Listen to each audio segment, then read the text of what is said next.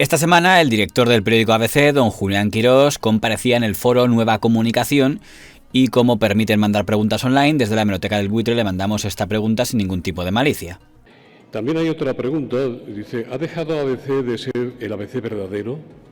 Como dijeron primero Ansón, luego Pérez Maura y Las Luca de Tena. Bueno, el ABC verdadero, otros lo llamarán el ABC auténtico y no sé cuántos nombres se le puede poner. Lo cierto es que el ABC lleva 120 años perdurando y cambiando y adaptándose en cada época a su tiempo y a sus lectores. Y eso es lo que vamos a seguir haciendo. No vale que alguien decida, me da igual el ABC, que El Mundo o que cualquier otro periódico, que esa marca deja de ser verdadera o deja de ser pertinente justo en el momento en que esa persona sale. Es muy difícil establecer en qué momento el ABC era más verdadero o menos verdadero, pero sí es verdad que los que hemos sido lectores en la última etapa podemos echar en falta las polémicas que causaba el señor Pérez Maura, incluso dentro del propio ABC. Y quizá una que puede ser interesante recordar fue la que tuvo con don Juan Manuel de Prada a propósito de la serie Chernóbil y de la relación entre Rusia y Ucrania. Corría el año 2019, se estrenaba por la HBO la serie Chernóbil y el señor don Ramón Pérez Maura publicaba un artículo para hacer un alegato contra las televisiones y de paso elogiar a la serie Chernóbil. Las mentiras de Chernóbil. Menos mal que queda algún resquicio de la televisión que no es pura bazofia. 4, originada en Prisa, ya no ofrece informativos y la otra, La Sexta, solo ofrece propaganda política. Para eso hemos quedado los periodistas. Aquí ya se despierta una duda, porque si el señor Pérez Maura considera que es propaganda lo que hace La Sexta, porque tiene un sesgo muy claro hacia un lado, entonces ¿no le parece que el ABC, donde él trabajaba en aquel momento, también hace propaganda hacia el otro sesgo, que es el que tiene claramente ese periódico desde hace bastante tiempo? En estos días he disfrutado en 24 horas en HBO de una serie que debería ser de visión obligatoria para desasnar a los menores de 25 años, y a algunos más adultos también. Narra la tragedia acaecida en la Unión Soviética en abril de 1986, cuando estalló una central nuclear modelo RBMK de una tecnología patética. No pudo ser obsoleta porque nunca fue de vanguardia y carente de la cúpula de seguridad que tenían todas las centrales nucleares de Occidente. A lo largo de 5 horas se puede ver la muerte de muchas personas, pero sobre todo, se ve el heroísmo del pueblo ucraniano luchando contra la incompetencia de la tiranía soviética y el empeño del Comité Central del PQ por ocultar la verdad, porque la URSS estaba fundamentada en la mentira. Como se recuerda en esta historia, el régimen comunista cifró en 1987 el número de víctimas mortales de Chernóbil en 37. La cifra real ronda las 90.000 personas, pero Moscú, responsable del magnicidio, nunca ha modificado la cifra original. Es su verdad. El problema hoy es que Putin quiere borrar esa historia porque Putin asume todo lo que hizo el régimen soviético. Quiere ocultar sus muertos porque considera que merecieron la pena. Este artículo no gustó a uno de los columnistas estrella del periódico ABC, don Juan Manuel de Prada, que publicó la siguiente réplica. Chernóbil. No cabe duda de que las series se han convertido en el libro de los que no leen, que son legión, y se han subido al machito.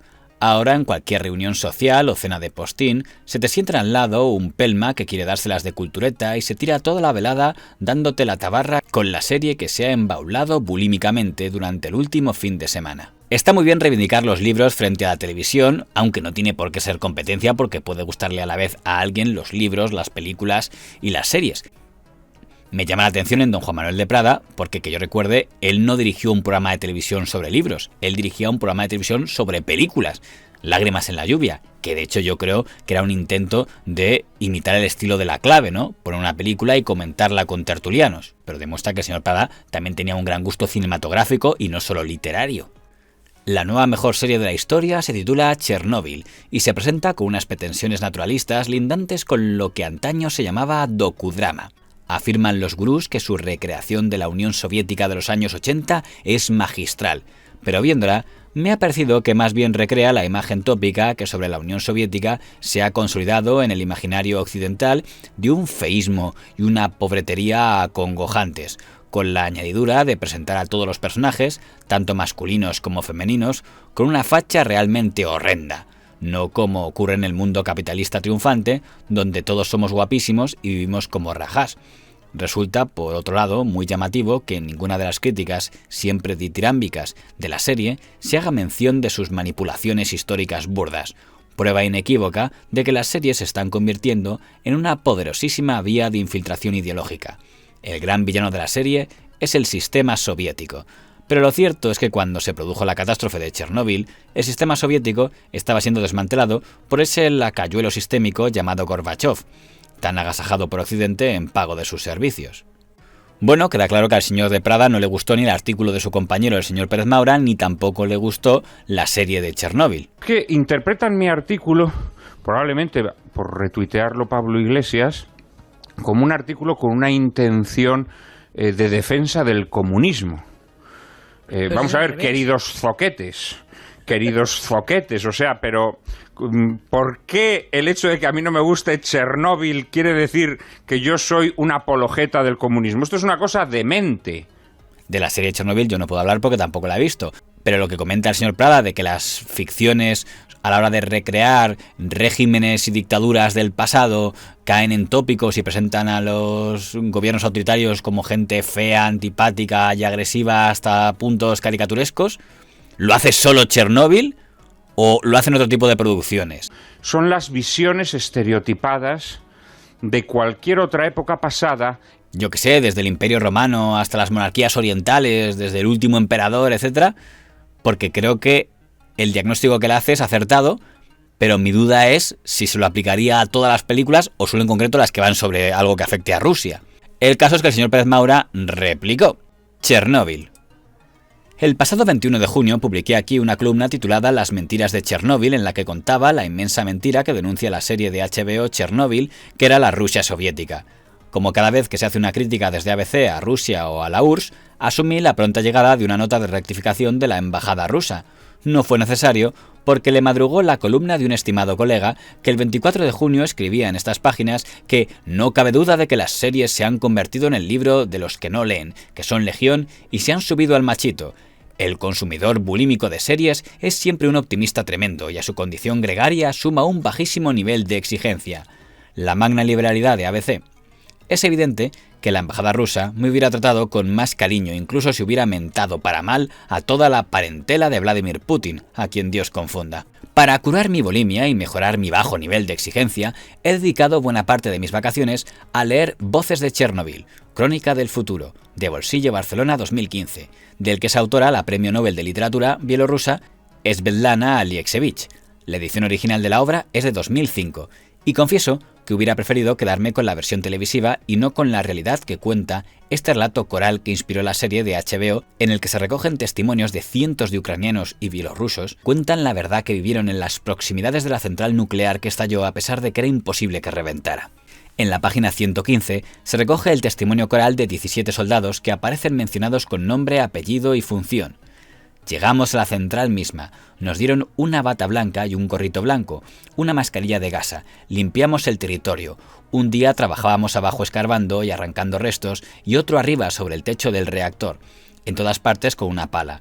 A los que se subían al techo los llamaban cigüeñas. Los robots no lo aguantaban, las máquinas se volvían locas, nosotros en cambio trabajábamos. Sucedía que te brotaba sangre de los oídos, de la nariz, te picaba la garganta, te lloraban los ojos, te llegaba un ruido monótono y constante a los oídos, tenías ganas de beber pero no tenías apetito, se había prohibido la gimnasia matutina para no respirar radioactividad en vano, y marchábamos al trabajo en camiones descubiertos. El relato del señor Pérez Maura es aún más completo, pero hasta donde yo creo entender, el señor Prada no había negado la catástrofe de Chernóbil. Lo que había dicho el señor de Prada era que no se puede culpar de la catástrofe de Chernóbil al régimen de la Unión Soviética porque él culpa a la persona de Gorbachov, que creo entender que para el señor Prada no era en el fondo un representante soviético porque era poco menos que un agente de Occidente. De los años 80, la Unión Soviética estaba siendo desmantelada ya desde el principio por Gorbachov, que en esto a lo mejor sí hay no tanto una visión ideológica, sino una visión del personaje al que yo siempre he considerado un agente al servicio de Occidente. Aún así diría que las palabras del señor Pérez Maura son amables con el señor de Prada si lo comparamos con lo que ha escrito en su libro Ajuste de cuentas, Memorias de un periodista, en el que en la página 280 creo que es, dice: Juan Manuel de Prada adoptaba posturas de integrismo católico. A esta línea editorial sumaba también Prada su devoción por la Santa Rusia, a la que no perdía ocasión de respaldar, sea cual fuere la controversia en la que se viera envuelta, en un tiempo en que se sabía que había muchos periodistas en Europa que recibían gratificaciones de Rusia por escribir bien de Vladimir Putin. Se daba la casualidad, mera coincidencia sin duda, de que Prada escribía constantemente en defensa del presidente de Rusia y de todo lo ruso. Diría que no soy mal pensado si entiendo que el señor Pérez Maura está insinuando en su libro que el señor Prada está recibiendo dinero de Rusia a cambio de hablar bien de su gobierno. Y es cierto que ya son muchas veces las veces que el señor Prada escribe a favor de Rusia. Ya tuvo una polémica también en ABC, cuando el señor don Germán Terch aún era periodista y escribía para ABC por el tema de Siria. Y por el mismo motivo, el señor Terch atacó a Rusia y el señor Prada escribió a favor de Rusia y del régimen de Siria. Es decir, yo no estoy en redes sociales, yo no me había enterado de la repercusión de este artículo. Él escribió, sacó y yo escribí el artículo, me olvidé del artículo y me dediqué a otras cosas, ¿no? Y es verdad que recibí varios mensajes, entre ellos uno, en efecto, de Pablo Iglesias. Pero él no me dijo que fuese a retuitear mi artículo ni nada parecido y yo no me he enterado de nada de esto. Me he enterado a través de ti, querida amiga. Pero una cosa es constatar que el señor Prada al escribir puede tener simpatías hacia Rusia y otra cosa es decir que el motivo por el que lo hace es porque está en nómina de Moscú como una especie de quinta pluma al estilo de la que describió el señor Ansón en su artículo, también en ABC, en el año 81, cuando decían aquella quinta pluma de que había una serie de periodistas a sueldo de Moscú. Pero la cifra de la quinta pluma, que fue una en la que se advertía de una posible entrada, digamos, de agentes de ese... Entonces no estaba yo en ABC, yo ese artículo lo escribí estando en la agencia EFE y fue la documentación que había recibido de las múltiples delegaciones de la agencia EFE cuando escribí ese artículo. A mí personalmente, servicios de inteligencia militar en los albores del país me hicieron agente del KGB.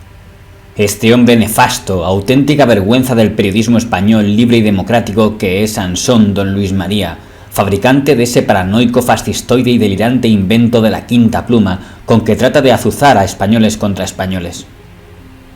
No, yo creo que es una de las muchas chapuzas que hicieron los servicios de inteligencia en los comienzos de la transición y no fui yo la única víctima.